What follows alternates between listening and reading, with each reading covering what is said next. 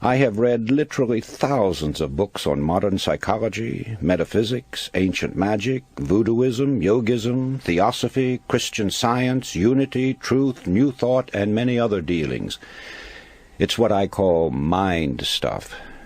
Many of these books were nonsensical, others strange, and many very profound.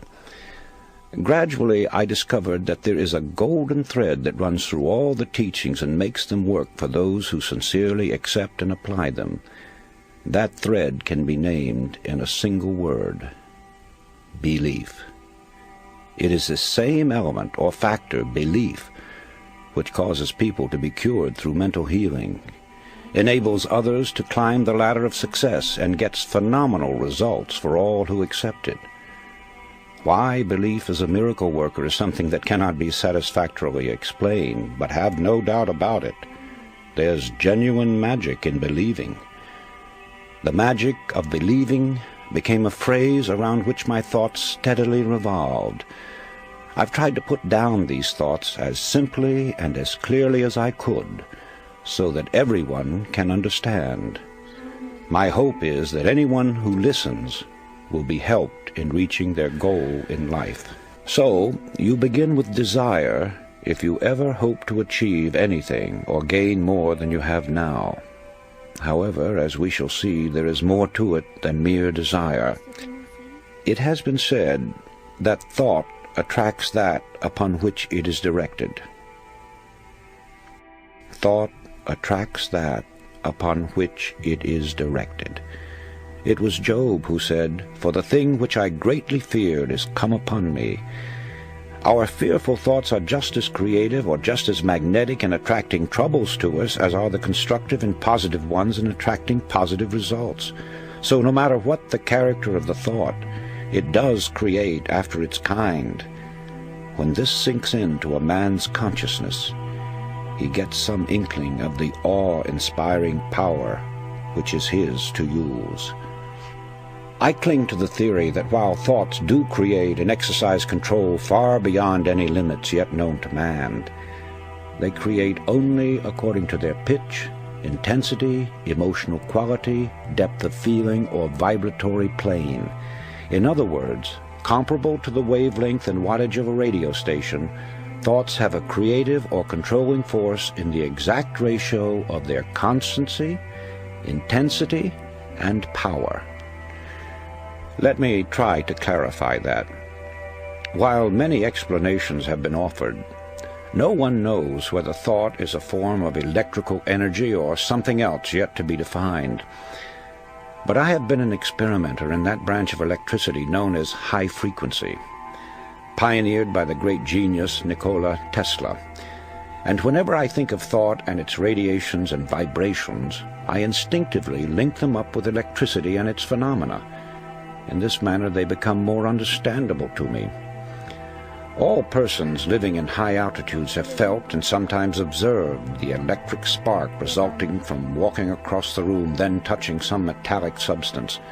That, of course, is a form of static electricity generated by friction. It gives you an idea of how one kind of electricity can be developed through the body. Sigmund Freud, the famous Austrian psychoanalyst, brought the world's attention to the hypothesis that there was a powerful force within us, an unilluminated part of the mind, separate from the conscious mind, constantly at work molding our thoughts, feelings, and actions. Others have called this division of our mental existence the soul.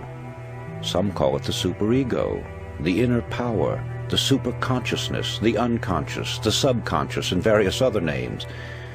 It isn't an organ or so-called physical matter such as we know the brain to be.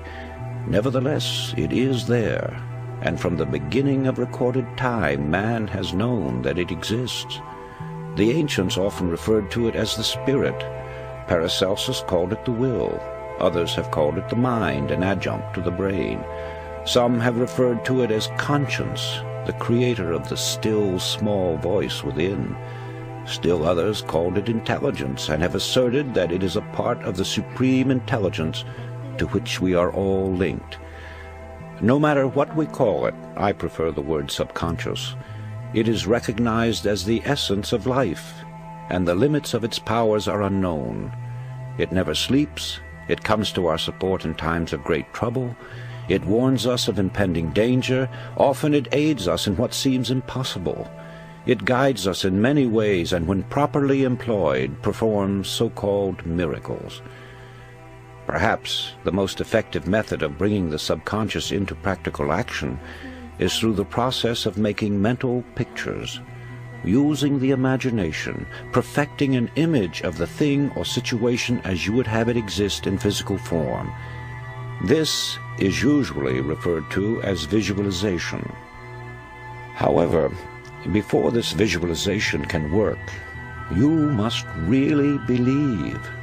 I refer now to deep-seated belief, a firm and positive conviction that goes through every fiber of your being.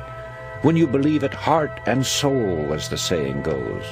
Now call it a phase of emotion, a spiritual force, a type of electrical vibration, anything you please, but that's the force that brings outstanding results. It sets the law of attraction into operation and enables sustained thought to correlate with its object. This belief changes the tempo of the mind or thought frequency, and like a huge magnet, draws the subconscious forces into play, changing your whole aura and affecting everything about you, and often people and objects at great distances. It brings into your individual sphere of life results that are sometimes startling. After studying the various mystical religions and different teachings and systems of mind stuff, one is impressed with the fact that they all have the same basic modus operandi, and that is through repetition. The repeating of certain mantras, words, formulas, or just plain mumbo-jumbo is common with witch doctors, voodoo high priests, hexers, and many other followers of strange cults. They use them to evoke the spirits or work black magic. One finds the same principle at work in chants, incantations, litanies, daily lessons.